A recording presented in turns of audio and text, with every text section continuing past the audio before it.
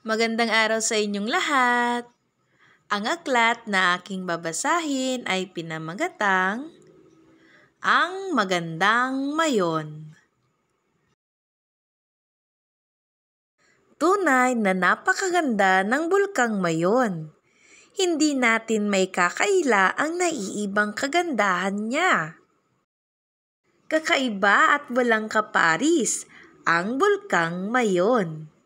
Natatangi siyang tunay sa Pilipinas at sa buong mundo.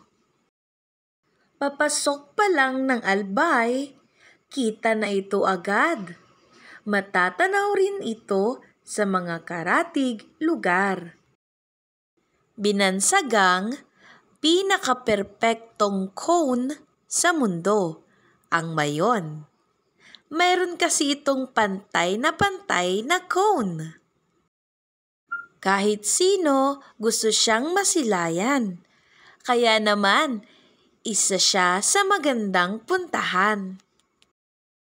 Kilala rin ang bulkang Mayon bilang pinakaaktibong bulkan sa Pilipinas.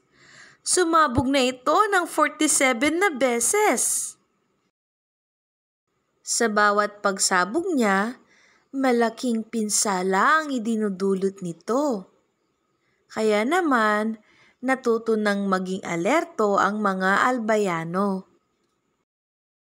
Tunay na napakaganda ng bulkang Mayon. Kahit maraming pinsala, ang kagandahan niya ay hindi nawawala.